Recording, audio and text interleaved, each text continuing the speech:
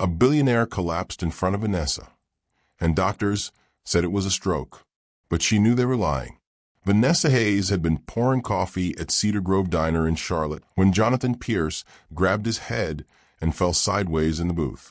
His face went slack. His arms dropped. He looked paralyzed. Every customer started screaming. Someone called 911. But Vanessa moved fast, not like a waitress, like someone who'd done this 1,000 times before. She checked his pulse. Normal. 72 beats per minute, steady and strong.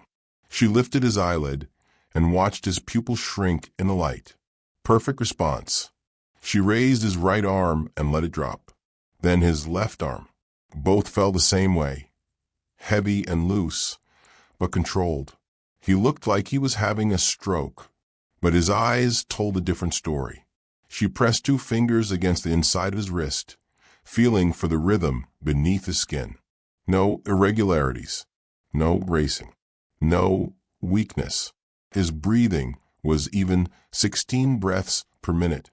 Textbook normal. She watched his face for the asymmetry that always came with real strokes. His right side drooped, but when she looked closer, she saw micro-movements, tiny muscle twitches that paralyzed stroke victims never had.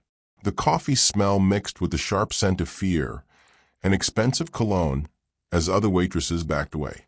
Sarah was still screaming. Table 4 was recording everything on their phones. Nobody else was checking if he was actually dying. When the paramedics burst through the glass doors, Vanessa stepped back and became invisible again. Just a waitress who got lucky with first aid. But as they loaded Jonathan Pierce onto the stretcher, she counted something the paramedics missed. His blinks were even on both sides. Real stroke victims can't do that. The woman in the expensive suit, his assistant, maybe his wife, was already crying into her phone about a massive stroke before the ambulance doors even closed. She said it too fast, too prepared, like she'd been practicing. Vanessa's hands shook as she bent down to clean up the broken coffee pot, brown liquid pooling between the white marble tiles. Through the diner window, she could see Charlotte's glass towers reflecting the morning sun. Rich men like Jonathan Pierce owned half those buildings, and rich men like him disappeared every day. She'd seen it happen before 3 years ago in a different hospital, when she wore a white coat instead of a coffee-stained apron.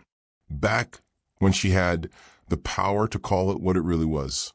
Now, all she had was a terrible certainty. She just watched someone steal a billionaire's life, and the doctors were helping them do it. What the paramedics didn't know as they loaded Jonathan Pierce onto the stretcher was that the waitress holding the door had diagnosed more brain injuries than both of them combined. 6 hours earlier, Vanessa's alarm had gone off at 5:30 a.m. in her studio apartment on the edge of Charlotte's working district. The walls were thin enough to hear her neighbor's television. The carpet had stains from tenants she'd never met. She checked her bank account while brushing her teeth. $347.18. Rent was $900, due in 4 days. She'd stopped doing the math on what her life should have looked like by now. Dr. Vanessa Hayes, Johns Hopkins Medical School, top of her neurology class. That person died 3 years ago. Now there was just Vanessa, coffee-stained apron, aching feet, invisible. But some things you can't unlearn. At table 3 that morning, she'd watched Mr. Peterson, a regular who always ordered decaf and wheat toast, pull out his pill organizer. She saw the orange prescription bottle, warfarin, blood thinner. Then she saw him order grapefruit juice. Mr. Peterson, she'd said quietly, refilling his water instead. Maybe skip the grapefruit today? Doesn't mix well with some medications. He'd look confused, then check his pill bottle, then nodded slowly. That interaction probably saved him from a brain bleed. Nobody would ever know. At table 8, she'd noticed Mrs. Chun, no relation to the doctor she was trying to forget, fumbling with her coffee cup. The tremor in her right hand had gotten worse over 3 months. Small, rhythmic, present at rest. Early Parkinson's. Vanessa had suggested she talk to her doctor. Mrs. Chen had laughed it off as getting old. This was Vanessa's life now, saving people in whispers, diagnosing from the shadows, never claiming credit because claiming credit meant questions, and questions meant exposure. Back at her apartment, hidden under her mattress, was a black leather journal. She'd started it 2 years ago when the patterns became impossible to ignore. 3 cases, all from Charlotte Memorial Hospital, all wealthy patients, all diagnosed with catastrophic conditions by the same doctor, all dead or in conservatorship within months. She documented everything she could find in public records, dates, names, symptoms that didn't match diagnoses. She told herself she was gathering evidence. Really, she was just watching from a distance, too afraid to get close, too afraid to face the man who destroyed her career. Until today, until Jonathan Pierce collapsed with pupils that responded when they shouldn't, until the woman in the expensive suit said massive stroke like she'd been rehearsing. Vanessa wiped down table 7 where Jonathan had fallen. The coffee stain had dried into the shape of a question mark.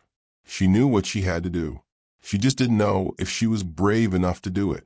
Vanessa's hands went cold the moment Dr. Marcus Chen stepped out of the ambulance, his hospital credentials swinging from his neck like a weapon she remembered too well.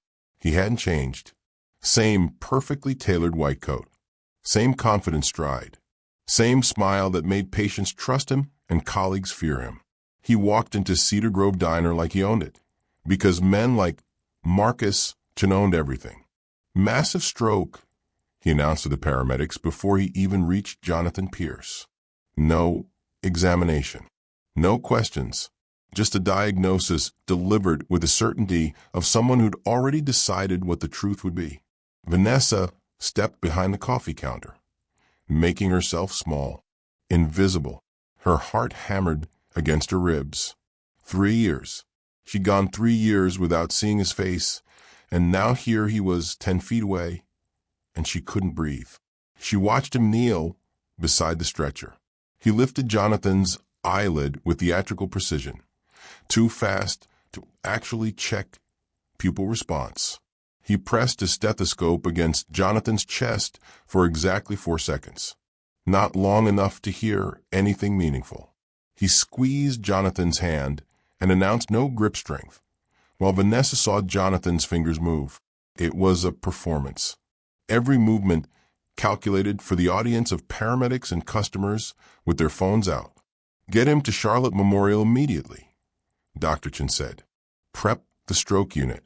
We're looking at significant brain damage." 3 years ago, Dr. Marcus Chen had called Vanessa into his office at Charlotte Memorial.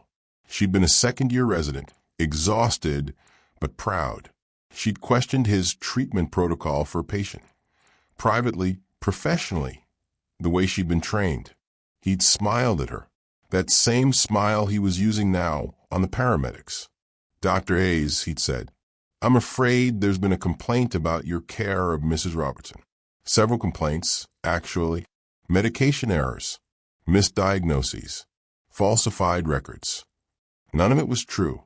She'd known it immediately. But by the time she understood what was happening, the medical board had already started their investigation.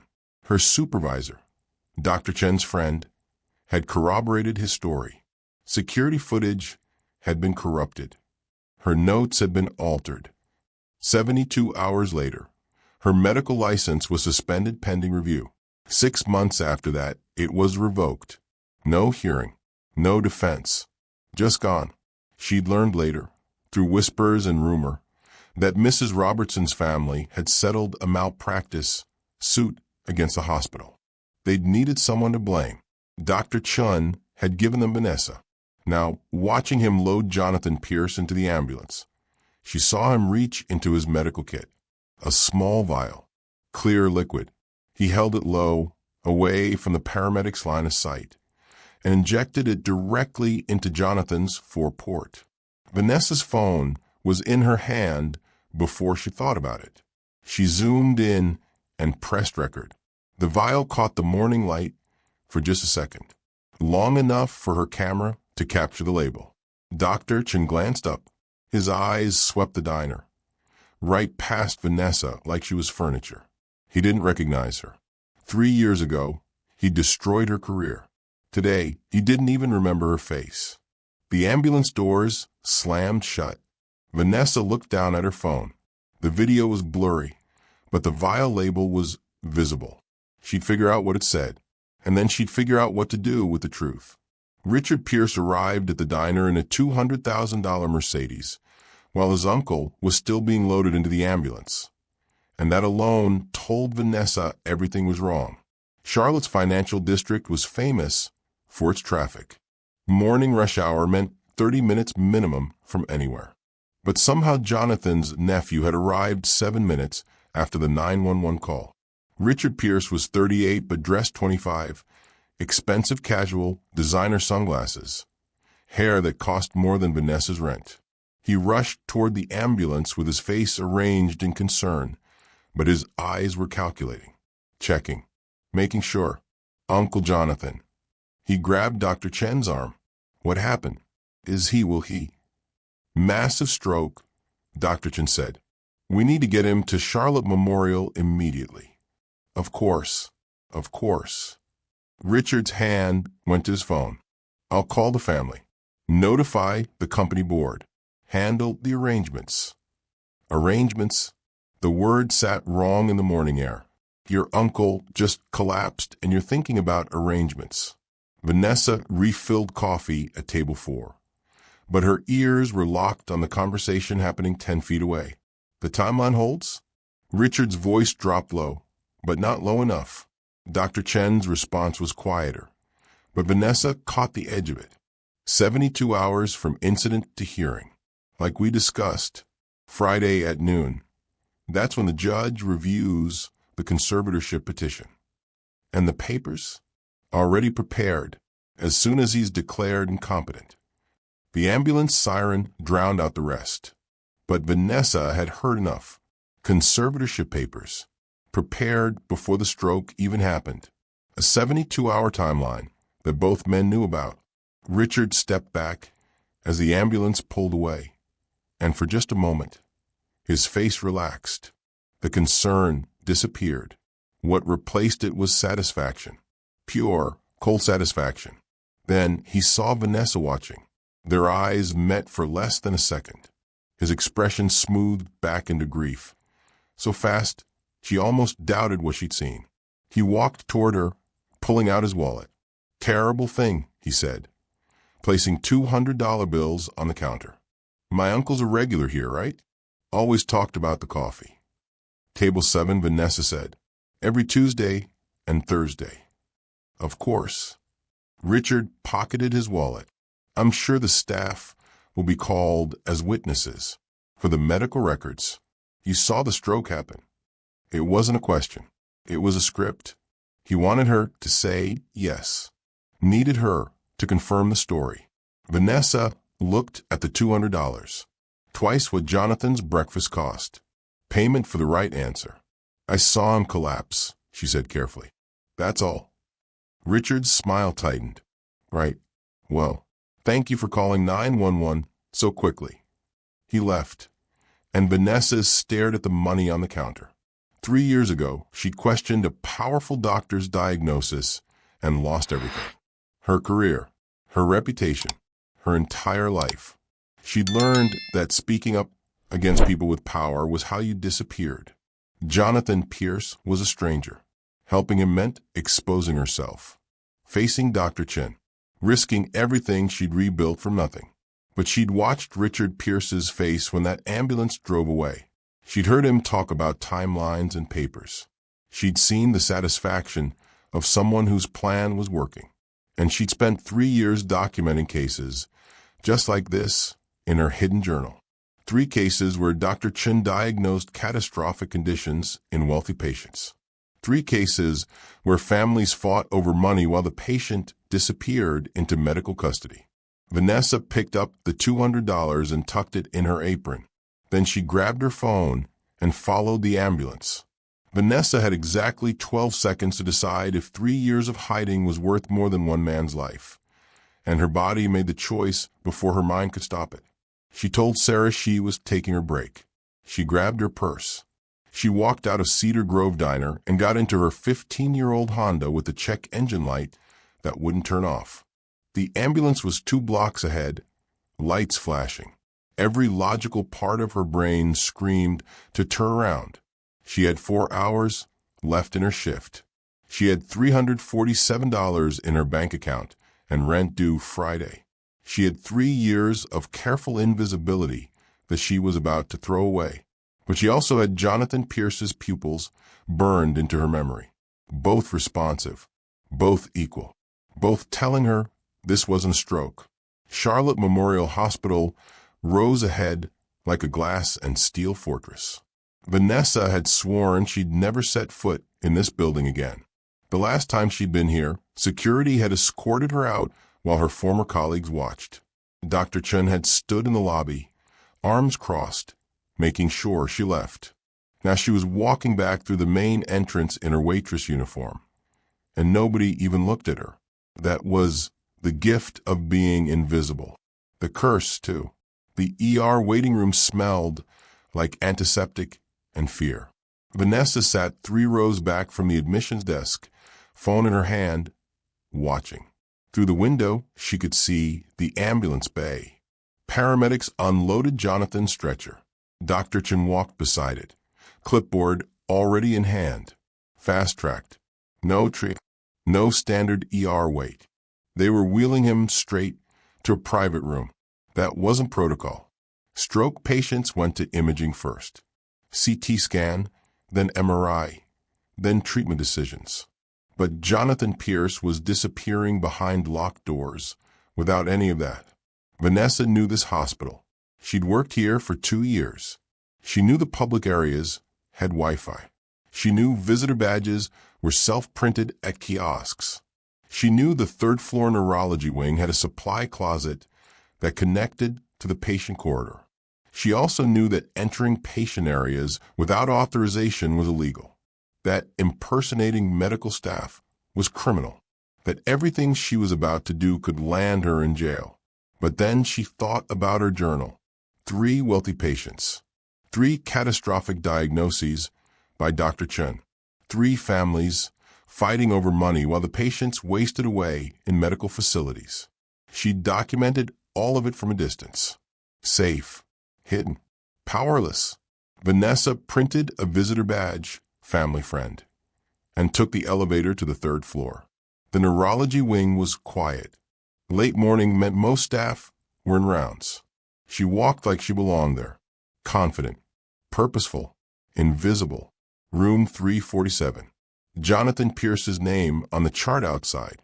Through the door's window, Vanessa watched Dr. Chen adjust the 4-line. Jonathan's eyes were open, confused, tracking movement.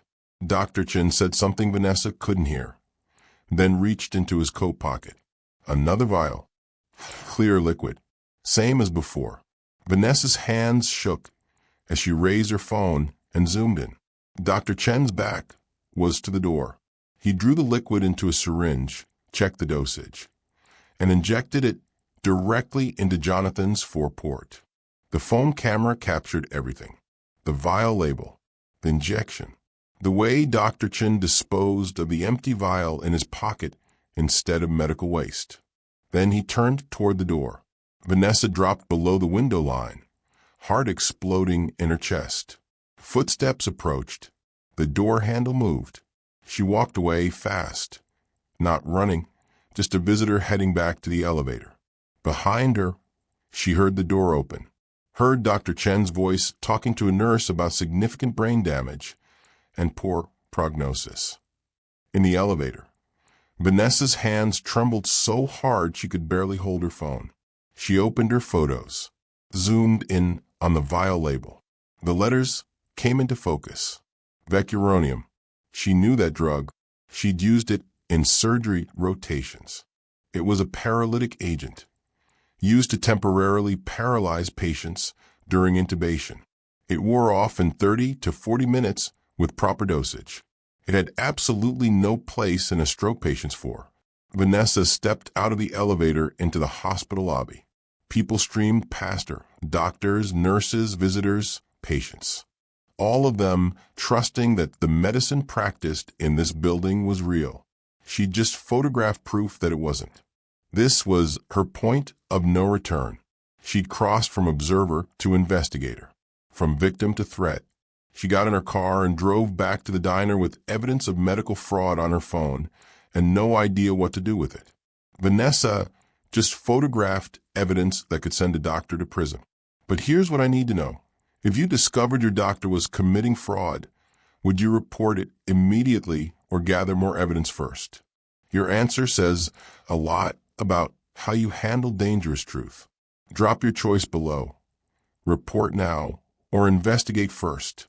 Also, tell me where you are watching from and hit subscribe button, because what Vanessa discovers in the hospital's archived records will make you question every diagnosis you've ever trusted. This conspiracy goes deeper than medical fraud, way deeper. The drug label in her photo read vecuronium, a paralytic agent that had absolutely no business being in a stroke patient's floor, and Vanessa felt her former medical training slam back into focus like a weapon she'd forgotten she was holding. She sat in her car outside Cedar Grove Diner, searching on her phone. Vecuronium, neuromuscular blocking agent, prevents nerve signals from reaching muscles. Used during surgery to paralyze patients temporarily for intubation. Wears off in 30 to 60 minutes depending on dosage. Side effects: complete paralysis, inability to speak, respiratory depression. Symptoms that looked exactly like a massive stroke. Vanessa's hands went cold. This wasn't medical fraud. This was premeditated. Dr. Chun had paralyzed Jonathan Pierce on purpose, creating symptoms that would justify a catastrophic diagnosis. And when the drug wore off in an hour, he'd just give another dose. Keep him paralyzed. Keep him silent. Keep him helpless, while Richard Pierce secured conservatorship. 72 hours. That's what Richard had said. That's how long they needed. She should have gone back to work. Her shift wasn't over. But instead, Vanessa drove to the public library on Trade Street and sat at a computer in the back corner where nobody would see her screen. First, she searched medical databases for vecuronium protocols, confirmed what she knew: zero legitimate use in stroke treatment. Any doctor administering it outside of surgery was committing malpractice at minimum, attempted murder at worst. Second, she opened her hidden medical journal, the one she kept in encrypted files on her email. 3 cases over 18 months. All wealthy patients. All catastrophic diagnoses by Dr. Chun. Case 1. Margaret Whitmore, 67. Diagnosed with advanced dementia. Family fought over her estate. She died in a nursing home 6 months later. Dr. Chun was her primary physician. Case 2. Robert Chin. No relation to the doctor, 71. Diagnosed with end-stage Parkinson's. Declared incompetent. His daughter secured conservatorship. He died 4 months later. Dr. Chun signed the competency evaluation. Case 3. Patricia Vance, 59. Diagnosed with brain tumor. Underwent unnecessary surgery. Died from complications. Dr. Chun was the consulting neurologist. 3 patients. 3 families with complicated dynamics and inheritance disputes. 3 people who died or lost autonomy shortly after Dr. Chun diagnosed them. And now Jonathan Pierce was about to be number 4. Vanessa opened a new search. Jonathan Pierce Charlotte. The results loaded. CEO and founder of Pierce Development Corporation. Net worth estimated at $2.3 billion. Real estate holdings across the Southeast. Known philanthropist. Divorced 1 daughter. Then she found something else. A local Business Journal article from 3 weeks ago.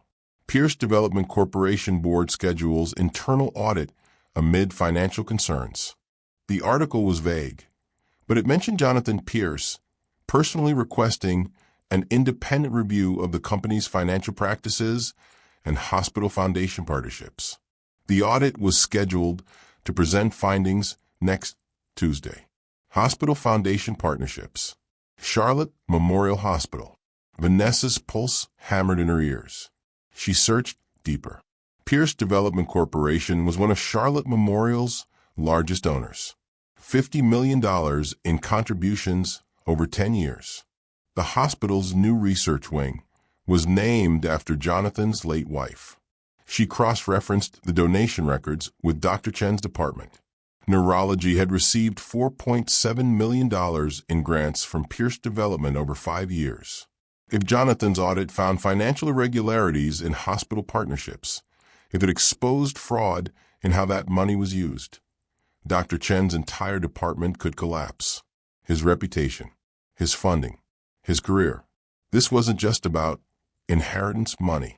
This was about covering up something bigger. Vanessa searched for Richard Pierce, VP of Operations at Pierce Development Corporation. But she also found his name on the Charlotte Memorial Hospital Foundation Board. He'd been appointed 8 months ago. Richard had access to the hospital's financial records. He knew about the audit, and he had the most to gain from Jonathan's incompetence, both the family company and the buried secrets. She pulled up Richard's social media. His LinkedIn showed meetings with legal consultants for months ago. His Instagram showed him at dinner with someone tagged as estate planning attorney 3 months ago. He'd been planning this for months, waiting for the right moment. And when Jonathan scheduled that audit, Richard and Dr. Chen had decided the moment was now. Vanessa's phone buzzed. A text from Sarah at the diner. "Where are you?" Manager's asking. She was about to lose her job, again, and this time she'd done it to herself. But on her phone, she had proof of Dr. Chen injecting vecuronium into a stroke patient. In her journal, she had a pattern of suspicious deaths. And in the hospital's public records, she had motive. It wasn't enough to take to police. Not yet. She needed more. She needed someone to believe her. Someone who knew the hospital from the inside. Vanessa thought of Margaret Chen, the records clerk who'd worked at Charlotte Memorial for 32 years. The woman who'd always smiled at her during her residency. The woman who'd whispered, "I'm sorry," when security escorted Vanessa out 3 years ago. If anyone knew where the bodies were buried, it was Margaret. Vanessa closed her computer and headed back to the hospital. Not as a visitor this time, as an investigator. Margaret Chen, no relation to the doctor, despite sharing his last name, had worked Charlotte Memorial's record department for 32 years, which meant she remembered the brilliant young neurologist who'd been destroyed over a lie. Vanessa was heading toward the records department when a hand grabbed her elbow and pulled her into an empty conference room. "Dr. Hayes." Margaret's voice was barely a whisper. "What are you doing here?" Vanessa hadn't been called doctor in 3 years. The word hit her chest like a physical blow. I don't, she stopped. Margaret's eyes were kind, but sharp, missing nothing. "I know what they did to you," Margaret said. "I pulled your file after they forced you out." Dr. Chen's accusations didn't match the records. The timeline was wrong. The witnesses changed their stories. "I knew it was a setup." "Why didn't you say anything?" Margaret's laugh was bitter. "Say what? To who?" Dr. Chen brings in $12 million a year in grants and donations.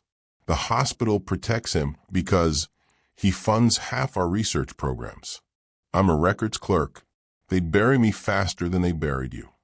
Vanessa felt something crack open in her chest. Someone believed her.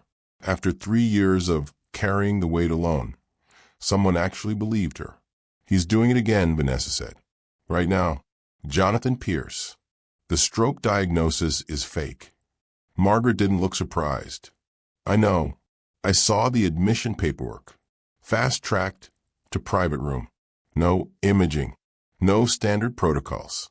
Same pattern as the others." "The others?" 3 that I found. Maybe more." Margaret pulled out her phone and showed Vanessa a list of names. All wealthy patients. all catastrophic diagnoses. All died or ended up in conservatorship within 6 months. And every single one had Dr. Chun as their primary physician. Vanessa's hand shook. I documented 3 cases too, in my journal. Then we're looking at the same pattern. And there's something else you need to know. Margaret glanced at the door, then back to Vanessa. Jonathan Pierce is on the hospital board.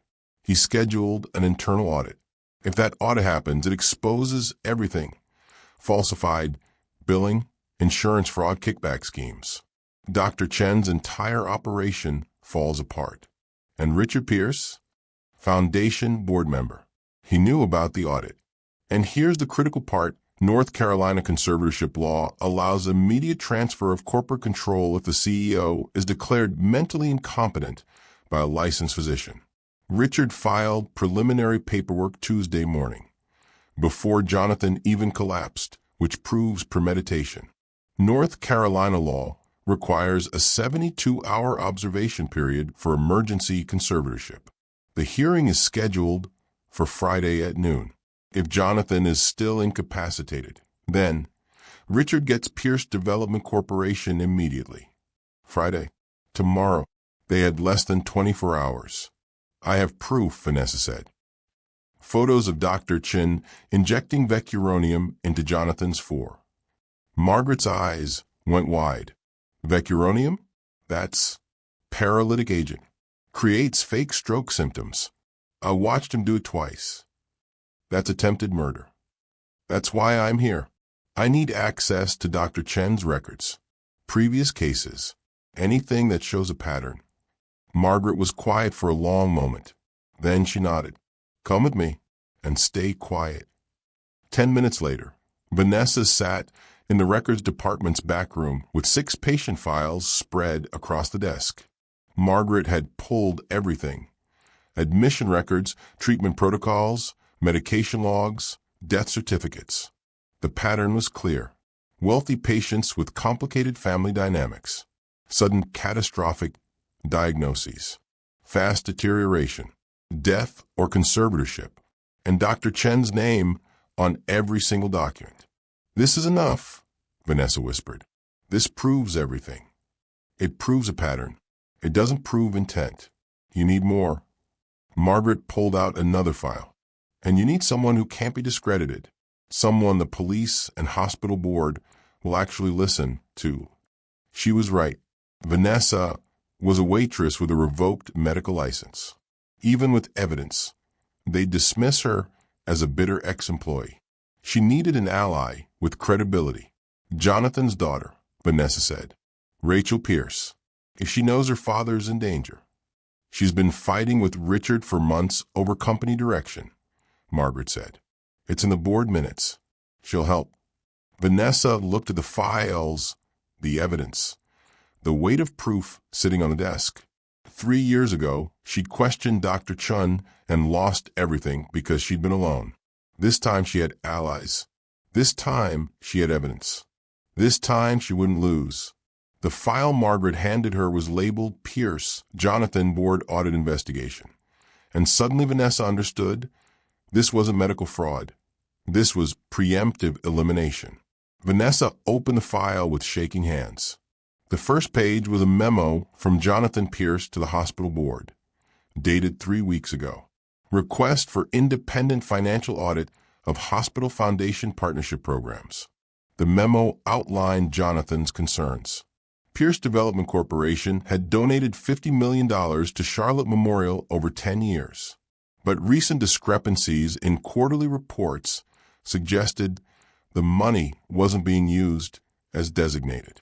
Medical equipment that was never purchased. Research programs that didn't exist. Construction projects that were never completed. Jonathan had hired a private auditor. The preliminary findings were devastating. For $0.7 million in fraudulent insurance claims tied to Dr. Chen's neurology department over 3 years. Patients billed for treatments they never received. Diagnostic tests that were never performed. Medications charged to insurance but never administered. The money had been funneled through shell companies, then redistributed. Some went back to hospital executives as consulting fees. Some went to offshore accounts, and some went directly to Dr. Chen's personal research foundation. Jonathan's audit was scheduled to present findings to the full hospital board next Tuesday. If it went forward, Dr. Chen would face federal fraud charges. Hospital executives would lose their positions. The entire institution would be investigated. So they'd stopped it, not by hiding evidence, by eliminating the man who'd ordered the investigation. Richard knew, Vanessa whispered. He's on the foundation board. He saw the audit request. Margaret nodded. He saw an opportunity.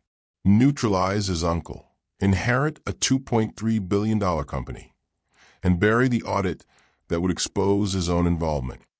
Vanessa flipped through the financial records Margaret had pulled. Richard Pierce's name appeared repeatedly. Consulting fees, advisory payments, all from the same shell companies Dr. Chen used for fraud. Richard wasn't just helping Dr. Chen eliminate his uncle. Richard was protecting himself. He'd been taking kickbacks from the hospital foundation for 2 years. If Jonathan's audit exposed the fraud, Richard would lose everything, his position, his reputation, and potentially his freedom. So he'd made a deal. Dr. Chen would fake a catastrophic stroke diagnosis. Richard would secure conservatorship and company control. And together, they'd bury the audit before anyone else saw it. But there was something else in the file. Something that made Vanessa's blood go cold. A patient name from 3 years ago. Eleanor Robertson. Vanessa remembered her. Elderly patient, post-surgical complications. Medication interaction that Dr. Chen had dismissed. Vanessa had questioned his protocol. She'd documented concerns in her patient notes. She'd suggested alternative treatment. Dr. Chen had overruled her. Eleanor Robertson had died 2 days later. The family had sued for malpractice. The hospital had settled for $2 million. And Dr. Chen had blamed Vanessa, the young resident who'd administered incorrect medications and falsified records to cover her mistakes. None of it was true, but the lawsuit needed a scapegoat, and Vanessa was convenient. Dr. Chen had destroyed her career to protect himself from a malpractice claim. Except it wasn't malpractice. It was murder. Vanessa pulled Eleanor Robertson's file. The medication Dr. Chen had ordered, the one Vanessa had questioned, had no therapeutic purpose for Eleanor's condition, but it did have side effects. Cardiac complications, respiratory failure, exactly what Eleanor died from. She cross-referenced Eleanor's insurance records. The hospital had billed for 3 times the medications actually administered. The excess charges had been routed through the same shell company that appeared in Jonathan's audit. Dr. Chen had killed Eleanor Robertson for insurance fraud. And when Vanessa had gotten too close to the truth, he'd destroyed her career to silence her. He didn't just ruin my life because I questioned him, Vanessa said quietly. He ruined it because I documented evidence of his fraud. Margaret's face was grim. Your patient notes from 3 years ago are in the archives. If we pull them, I'll show I was right. That the medication interaction I flagged was deliberate. That Dr. Chen ordered treatments designed to harm patients for billing purposes. Vanessa looked up at Margaret. That's why he had to discredit me. My notes were evidence. And now you're back, asking questions about another suspicious case. He'll come after me again. Harder this time. Probably, Margaret agreed, which means you need to move fast. Get the evidence public before he can stop you. Vanessa stared at the files spread across the desk. 3 years of lies. Dozens of victims. Millions in fraud. And at the center of it all, Dr. Marcus Chun, respected neurologist, philanthropist, murderer. She'd lost everything trying to expose him once before. This time she wouldn't lose. This time, she'd make sure he couldn't destroy anyone else. I need to talk to Jonathan's daughter, Vanessa said. Tonight. Can you give me her contact information? Margaret was already typing. Rachel Pierce. I'll send you her number. But Vanessa, be careful. Richard knows you're asking questions. Dr. Chin knows you're in the hospital. They'll be watching. Let them watch. Vanessa gathered the files and her phone. She had evidence now. She had allies. And she had less than 18 hours to stop a murder and expose a conspiracy. 3 years ago, she'd been alone and powerless. Today, she was neither. So it wasn't just about inheritance money. Dr. Chen was covering up $4.7 million in fraud, and Jonathan's audit would have exposed everything. But here's the question that matters. Do you think Dr. Chen is pure evil, or is there something about the system that creates monsters like him? Drop your take below. Villain or victim of a corrupt system, and smash that like button if you're still watching, because what happens next is the confrontation 3 years in the making. Vanessa walks into that hospital room in her waitress uniform and faces the man who destroyed her career. His reaction? You're not ready. Vanessa walked into Jonathan Pierce's private hospital room at 6:23 p.m. wearing her Cedar Grove Diner uniform. And the moment Dr. Chin saw her face, his professional smile died. He was adjusting Jonathan's probably preparing another dose of vecuronium. His hand froze on the tubing. For 3 full seconds, neither of them moved. You, he said finally. Security removed you hours ago. Visitor badge. Vanessa held it up. I'm here to see Mr. Pierce. That's allowed. Dr. Chen's eyes narrowed. Vanessa Hayes. I thought you left Charlotte. You thought wrong. Jonathan was conscious but heavily sedated. His eyes tracking movement but unfocused. His right side showed the sagging paralysis of the vecuronium. Artificial, chemical, temporary. His left side showed micro-movements that proved his brain was functioning normally. Mr. Pierce is receiving critical care, Dr. Chin said. No visitors except immediate family. His daughter's on her way, Rachel Pierce. She asked me to check on him first. A lie, but a useful one. Dr. Chen's jaw tightened. I'll have to ask you to leave. I'll leave in a minute. I just want to make sure his treatment is appropriate. Vanessa stepped closer to the bed. It's interesting, his stroke diagnosis. Massive cerebrovascular event, he said. Total paralysis. But his pupils are equal and reactive. That's unusual for major strokes. Every patient presents differently. True, but also unusual, no CT scan. No MRI.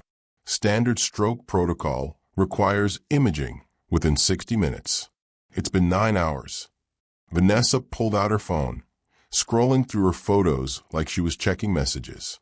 Also interesting, the medication in his Dr. Chin went very still. His medication is standard stroke treatment. Vecuronium isn't standard stroke treatment. It's a paralytic agent used in surgery. Vanessa turned her phone toward him, showing the photo she'd taken. Clear image of the vial. Clear label. Clear evidence. The color drained from Dr. Chen's face. You, he said quietly. You've been following me, photographing me.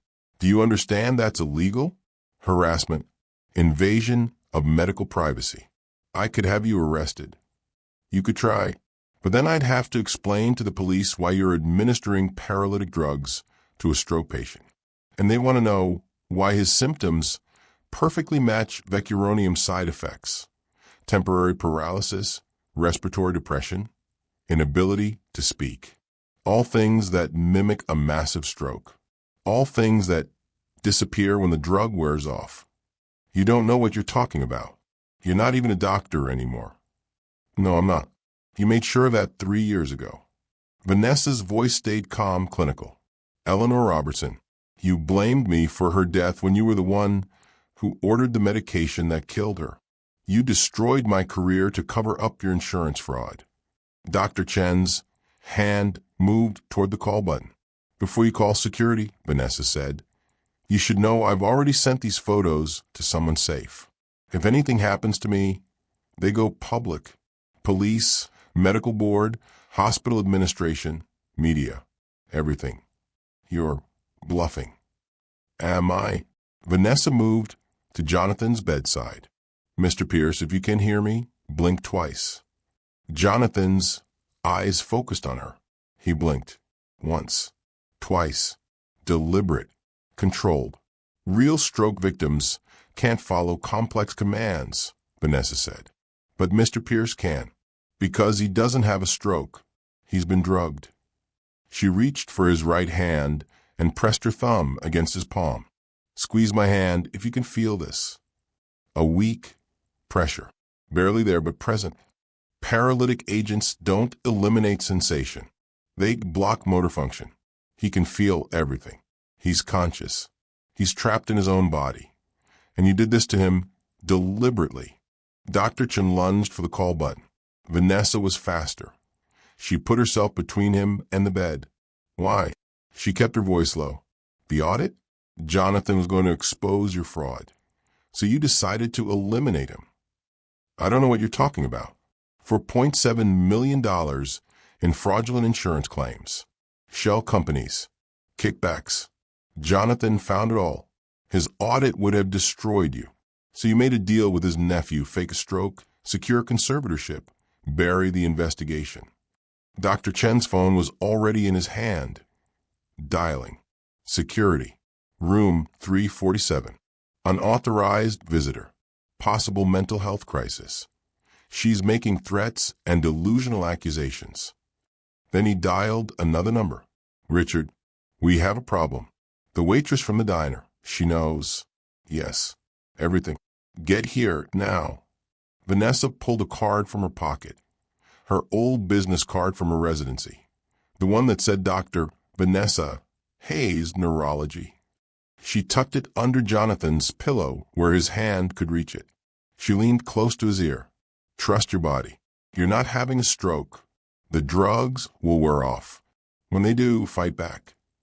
Security burst through the door. 2 officers, hands on their belts. She's harassing a patient, Dr. Chen said. Practicing medicine without a license. I want her arrested. The security officers grabbed Vanessa's arms. She didn't resist. As they pulled her toward the door, she looked back at Dr. Chen. I documented everything, she said. Patient files, financial records, medication logs. Your pattern of fraud goes back years. Jonathan Pierce isn't your first victim, and I'm going to make sure he's your last. Dr. Chen's professional mask cracked. For just a second, she saw pure rage underneath. You're nothing, he said. A disgraced doctor who lost her license for malpractice. No one will believe you. We'll see. Security escorted her out, down the hallway, into the elevator, through the lobby, out the front doors, into the cool Charlotte evening. Vanessa's hands were shaking. Her heart was hammering, but she'd done it. She'd confronted him. She'd warned Jonathan, and she'd declared war. Now she had to win it. By 9 p.m., Vanessa had lost her job at Cedar Grove Diner. Dr. Chen had called the owner with vague threats about liability, and she was down to $127 in her account with nowhere left to hide. Her manager had texted while security was escorting her from the hospital. Don't come back. Owner says you're a liability. Final check will be mailed. 6 hours. She'd lasted 6 hours after confronting Dr. Chen, before he'd destroyed her life again.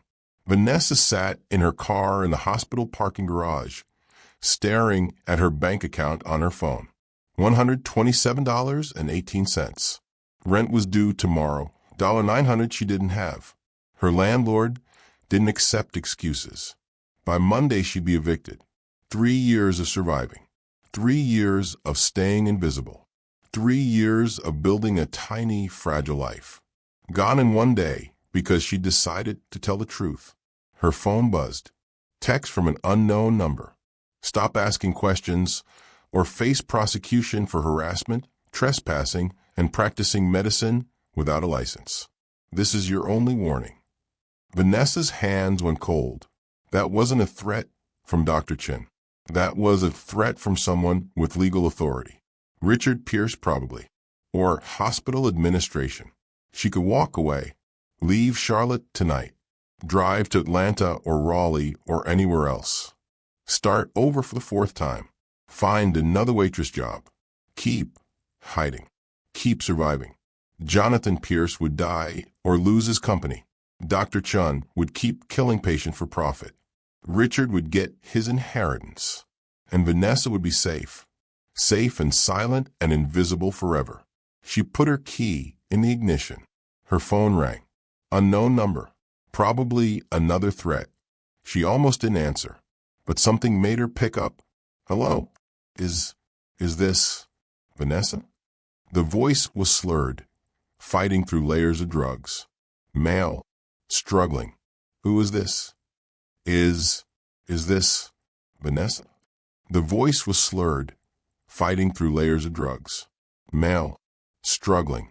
It took him enormous effort to form each word as the vecuronium dose was wearing off after hours. Jonathan Pierce. Nurse's phone. She left the room. I heard you this morning and tonight. You said, trust my body. Vanessa's entire body went rigid. Mr. Pierce. Are you okay? Not stroke. I know it's not. I can feel everything. Can't move. Can't talk. But I'm here. I'm awake. And they're going to kill me. His speech was clearing slightly. The drug wearing off. Or worse. Lock me away. Take everything. Please. You have to help me. Vanessa closed her eyes. A billionaire she'd never met.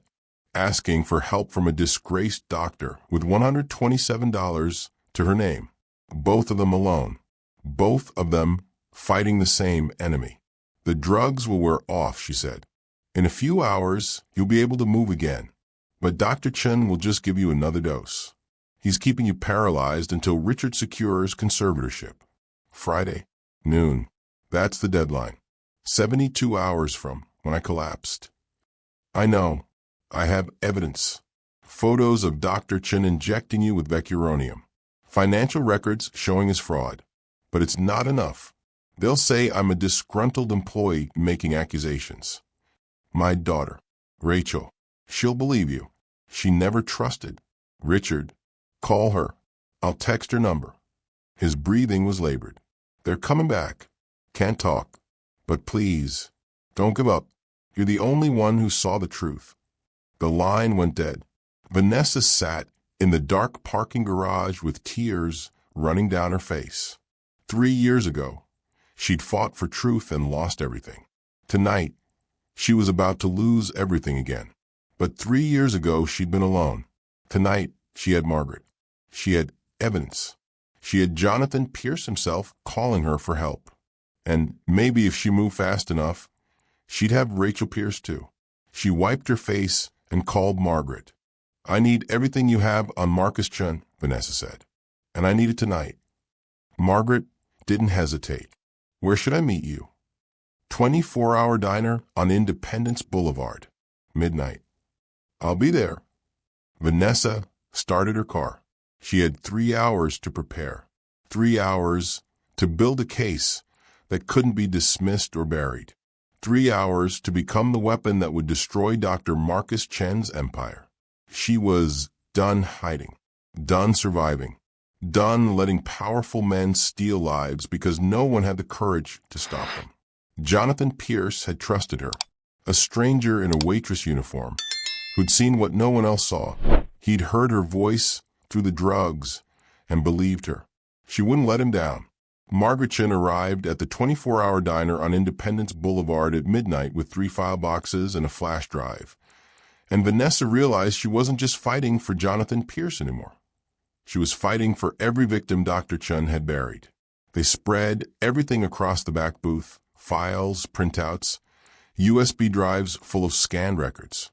The waitress refilled their coffee without comment. She'd seen stranger things at midnight. Pharmacy records first, Margaret said, pulling out a thick folder. I have a friend in the hospital pharmacy who's been suspicious for months. Look at this. Vecuronium purchases over the past 2 years. 27 vials ordered under Dr. Chen's credentials. 14 vials ordered under R. Pierce with forged authorization codes.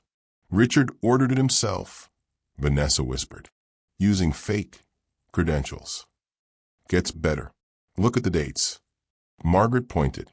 Every vecuronium order corresponds with a patient admission, and every patient who had vecuronium ordered for them ended up with a catastrophic diagnosis within 48 hours. 27 patients, 27 fake diagnoses. Some died, some disappeared into care facilities. All of them wealthy, all of them victims. Financial records next. Margaret opened her laptop. This is where it gets complicated. Dr. Chen runs his fraud through 3 layers. Hospital bills, insurance for treatments never performed. Money goes to shell companies, medical equipment suppliers that don't exist, research programs that aren't real. Shell companies pay consulting fees to Dr. Chen's research foundation and to Richard Pierce's investment accounts. Vanessa scrolled through the data. Millions of dollars, routed through fake companies, laundered through legitimate-looking transactions, split between Dr. Chen and his accomplices. The hospital CFO is involved, Margaret said. Thomas Warren. He approves all the fraudulent billing, gets 20% of everything that comes through. How deep does this go? Deep enough that exposing it will destroy half the hospital's administration, which is why they protected Dr. Chen when you questioned him 3 years ago. You weren't just threatening one doctor. You were threatening an entire conspiracy. Vanessa pulled out her own files, the medical journal she'd been keeping. 3 cases she documented.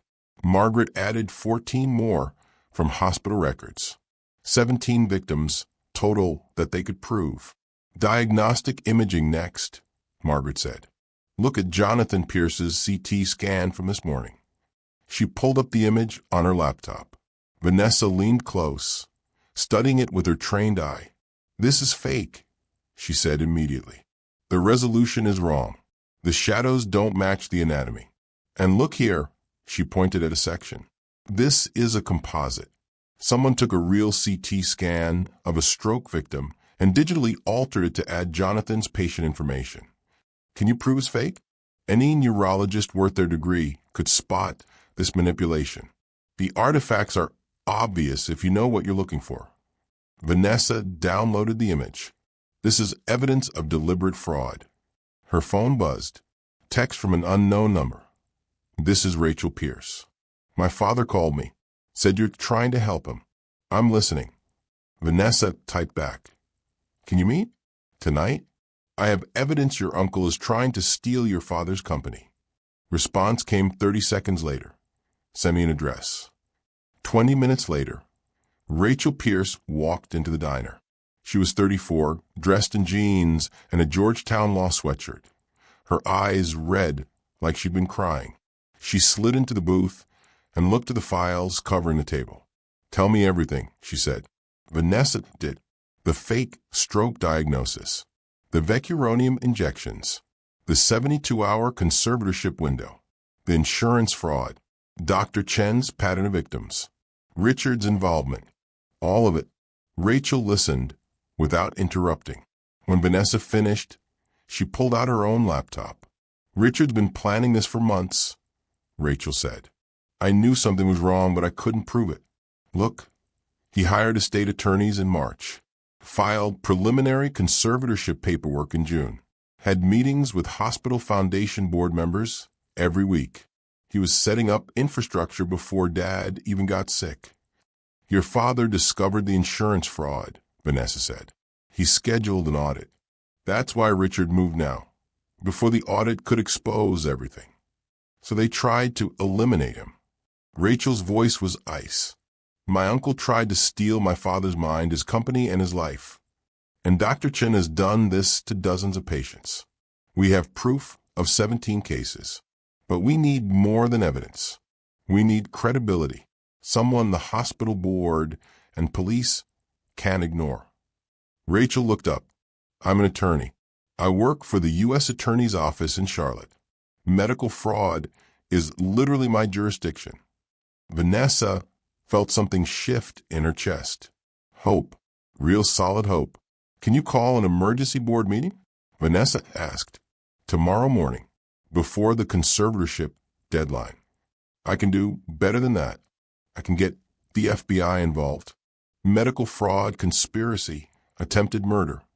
This is federal. Rachel pulled out her phone. But we need to move fast. Richard's conservatorship hearing is at noon. We have 12 hours. Margaret, Vanessa, and Rachel worked through the night, building the case, documenting every victim, cross-referencing every fraudulent billing claim, preparing evidence that couldn't be dismissed or buried. By 5 a.m., they had everything. Patient files, pharmacy records, financial data, falsified imaging, victim testimony from families who'd suspected murder but couldn't prove it, and Vanessa's photos of Dr. Chen injecting vecuronium into Jonathan Pierce. This destroys them, Rachel said quietly. All of them. Dr. Chen, Richard, the CFO, maybe half the hospital board. Good, Vanessa said. At 6 a.m., Rachel sent an email to the hospital board demanding an emergency meeting at 10 a.m. Mandatory attendance. Subject: evidence of systematic medical fraud. At 7 a.m., she called her supervisor at the U.S. Attorney's Office. By 8 a.m., 2 FBI agents were en route to Charlotte Memorial Hospital. At 9 a.m., Vanessa went home and put on the only professional clothes she owned, a borrowed suit from Margaret's daughter.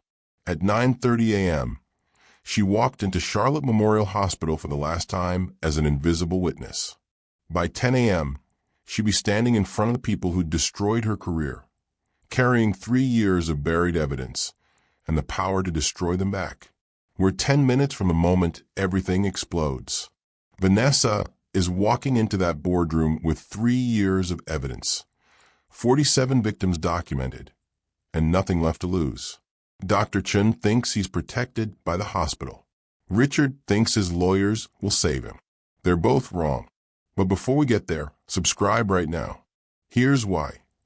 YouTube only shows videos to subscribers when engagement is high.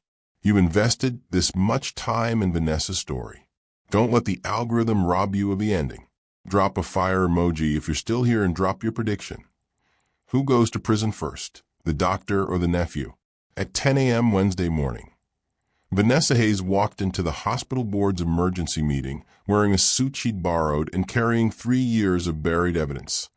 And every person in that room was about to learn that destroying someone's career doesn't destroy their expertise. The hospital's main conference room was packed. Hospital board members filled one side of the table. 7 executives in expensive suits looking annoyed at the mandatory meeting. Dr. Marcus Chun sat at the far end, composed and confident. Richard Pierce stood near the windows, checking his phone, probably confirming his conservatorship hearing scheduled for noon. On the other side, Rachel Pierce in her attorney suit, 2 FBI agents with badges visible, Margaret Chun with her file boxes, and Charlotte Police Detective Maria Santos. And Vanessa, standing at the presentation podium with her laptop and 3 years of rage compressed into evidence. The hospital board chairman, Gerald Foster, looked at Rachel. Ms. Pierce, you called this emergency meeting with serious allegations.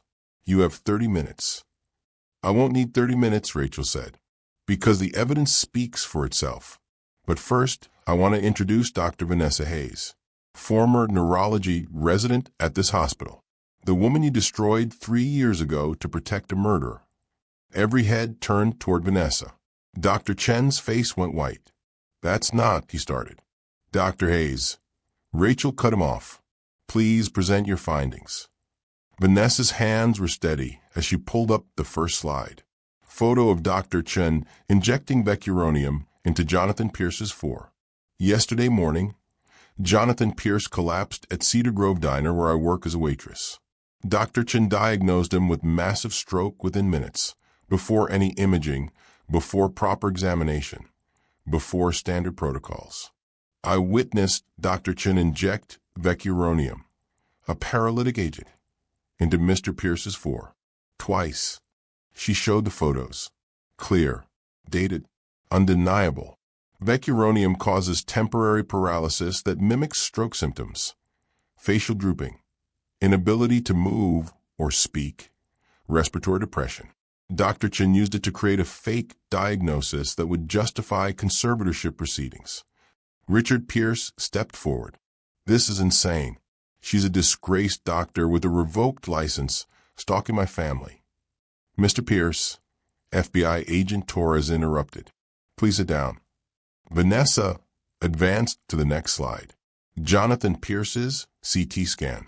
This diagnostic imaging shows apparent stroke damage, except it's fake. This is a composite image. A real stroke scan digitally altered with Mr. Pierce's patient information. The resolution artifacts are visible here, here, and here. She zoomed in, showing the manipulation. Any trained neurologist can identify this as falsified evidence.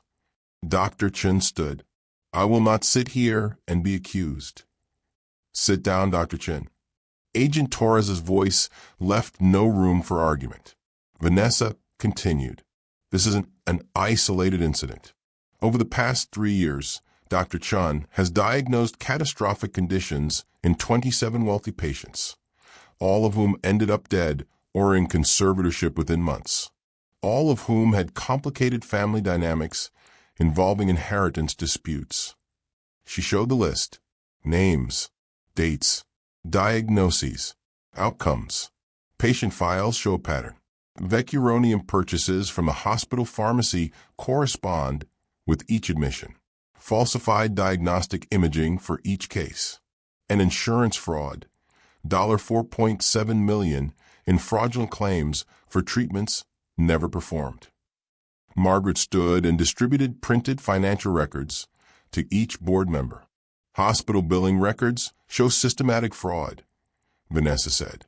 Fake medical equipment purchases. Research programs that don't exist. All of it funneled through shell companies that pay consulting fees to Dr. Chen's research foundation. She advanced a slide. And to Richard Pierce's offshore investment accounts. Richard's face went gray. That's confidential financial information. Obtained legally, Rachel said, as part of my father's internal audit investigation. The same audit that prompted Dr. Chen and you to eliminate my father before he could expose your fraud. The conference room door opened. 2 nurses wheeled Jonathan Pierce inside in a wheelchair. He was alert now, the drugs finally wearing off. His speech was still slurred but improving. I heard everything, Jonathan said. I was conscious. The whole time. Trapped. Couldn't move. Couldn't speak. But I heard my nephew planning to steal my company. I heard Dr. Chen discuss keeping me drugged until the conservatorship went through. Dr. Chen's professional mask shattered. Jonathan, you had a stroke. You're confused. I'm not confused. I'm paralyzed by drugs that you gave me. Jonathan's right hand lifted. Weak, but moving. It's wearing off, just like Dr. Hayes said it would. Vanessa showed the final evidence. Pharmacy records with Richard's forged credentials. Financial transfers linking Richard and Dr. Chen. Testimony from 2 previous victims' families who'd suspected fraud but couldn't prove it. 3 years ago, Vanessa said quietly, I questioned Dr. Chen's treatment of Eleanor Robertson. I documented concerns about medication interactions in my notes.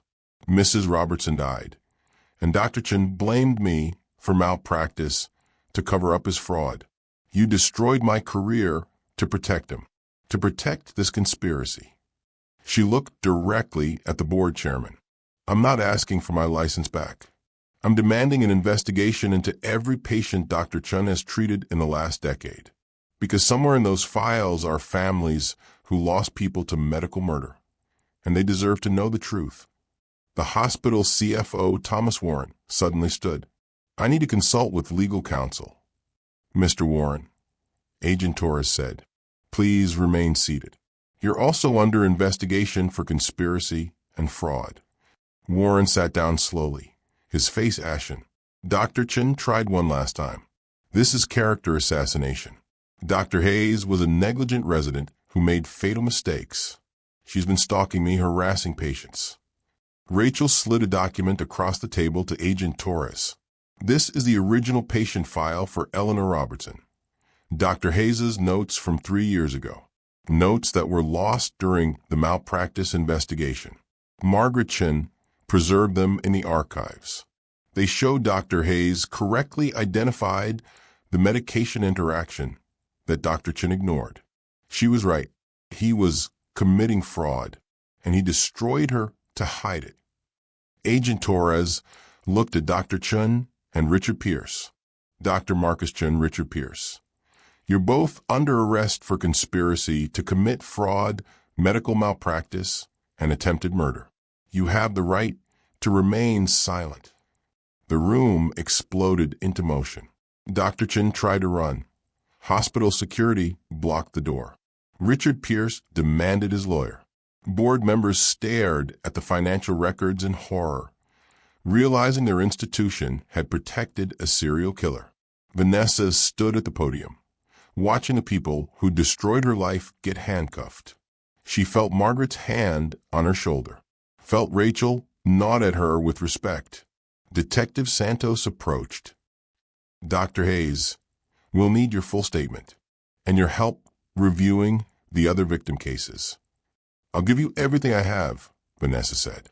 Jonathan Pierce wheeled himself toward her. You saved my life. When everyone else believed the lie, you saw the truth. Thank you. Vanessa looked at the man she'd met yesterday morning as a customer at a diner. The man whose collapse had forced her out of hiding. The man who trusted a waitress more than his own doctor. You would have done the same for me, she said. As police escorted Dr. Chen from the conference room, he looked back at Vanessa one final time. You've destroyed everything I built. No, Vanessa said. I exposed what you built. You destroyed it yourself. The doors closed, and for the first time in 3 years, Vanessa Hayes could breathe. The FBI investigation that followed Vanessa's evidence took 6 weeks to dismantle Dr. Marcus Chen's decade-long medical fraud operation. And by the time it was over, 14 people were indicted and 47 victims identified. Far beyond the initial 17 cases Vanessa and Margaret had documented. The fraud went deeper and wider than anyone had imagined. Dr. Marcus Chen faced 23 federal charges. Conspiracy to commit fraud, medical malpractice, attempted murder, insurance fraud, and racketeering. Richard Pierce faced 15 charges including conspiracy, fraud, and attempted murder. The vecuronium dosage he'd helped administer could have killed Jonathan if Vanessa hadn't intervened. Hospital CFO Thomas Warren turned state's evidence, revealing the full scope of the conspiracy in exchange for a reduced sentence. 3 hospital board members resigned. 7 administrators faced civil lawsuits from victims' families. Charlotte Memorial's reputation collapsed overnight. National media picked up the story. Billionaire nearly murdered by trusted doctor, and Waitress exposes decade of medical fraud. Vanessa became the face of the investigation. She couldn't walk into a coffee shop without being recognized. Couldn't buy groceries without someone asking for her story. The anonymity she'd built over 3 years shattered completely. Jonathan Pierce recovered within 2 weeks as the vecuronium cleared his system. Full mobility returned. Speech normalized. He'd been conscious through the entire nightmare, trapped in his paralyzed body, hearing his nephew and doctor plan his elimination. The psychological scars would take longer to heal than the physical ones.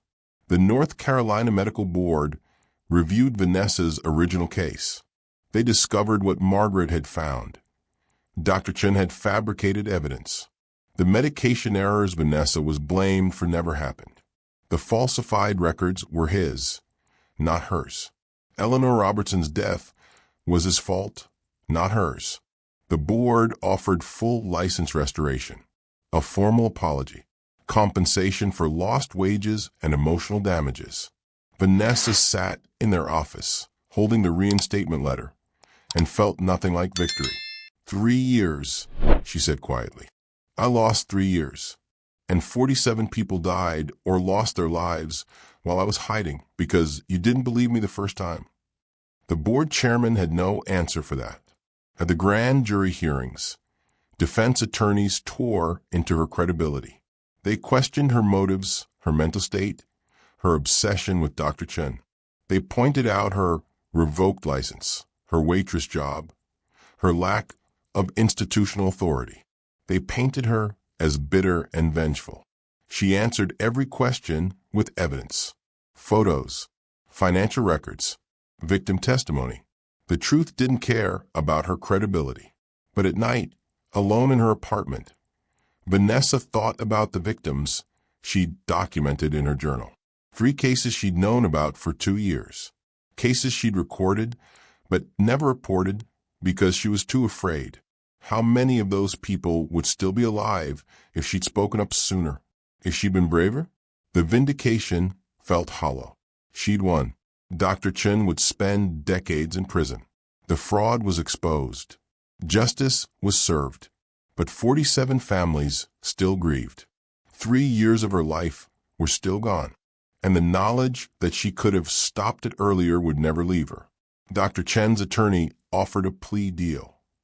Life in prison in exchange for identifying additional victims and co-conspirators.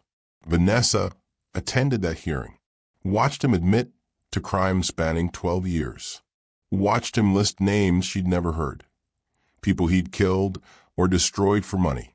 When it was over, she walked out of the courthouse into Charlotte's afternoon sun and called her therapist.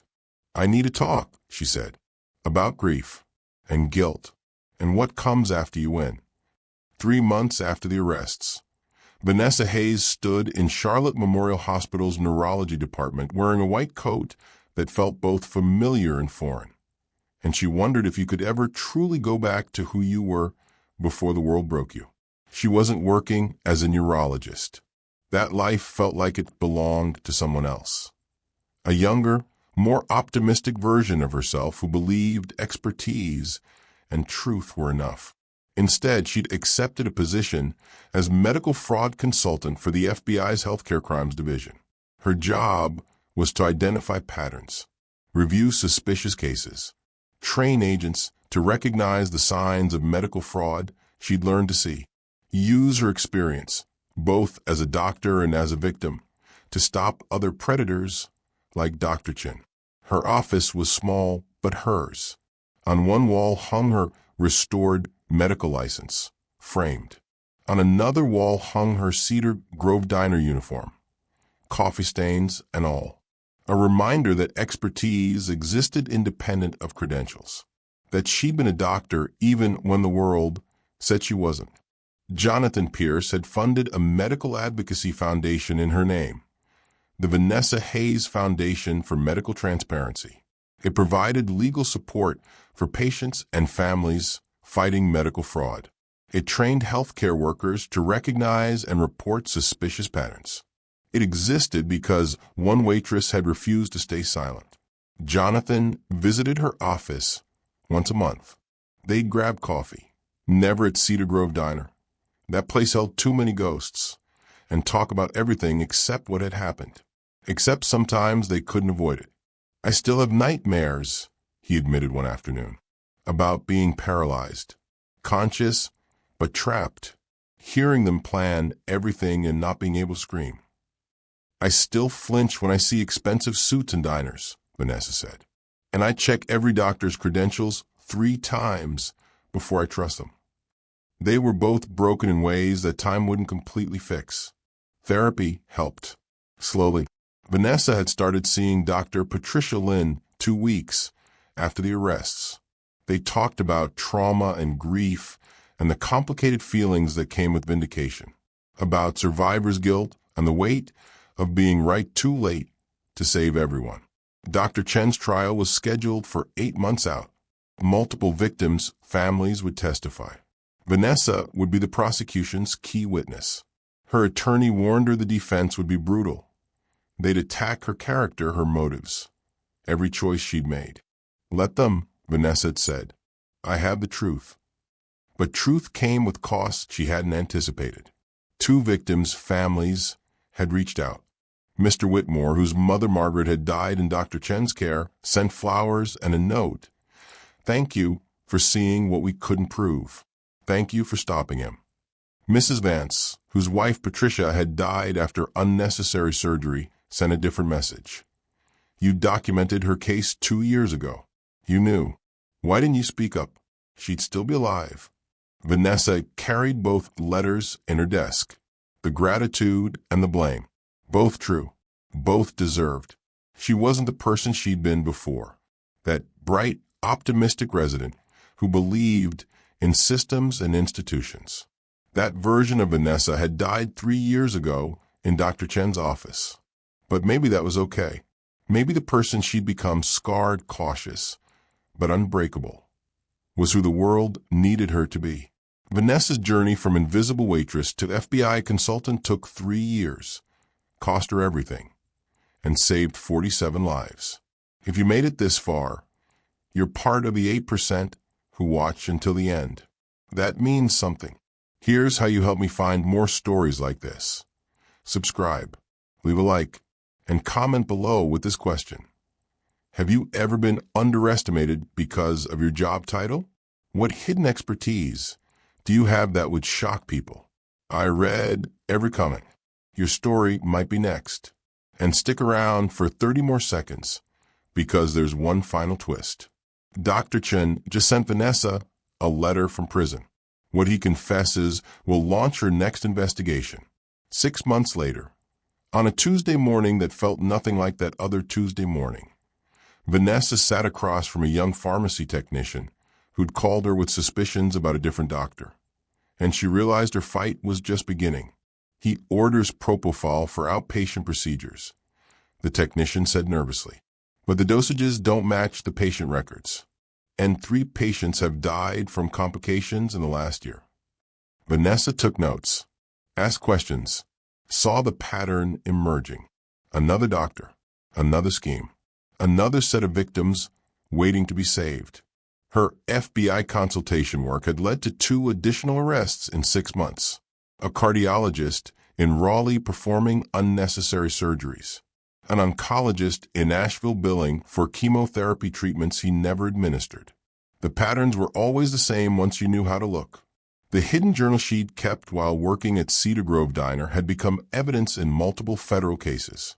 Her documentation, careful, detailed, obsessive, had given prosecutors the timeline they needed to build conspiracy charges. Her office wall now held 47 photos. Every victim from Dr. Chen's operation. She knew their names, their ages, their families, what they'd lost. Margaret Whitmore, who loved gardening.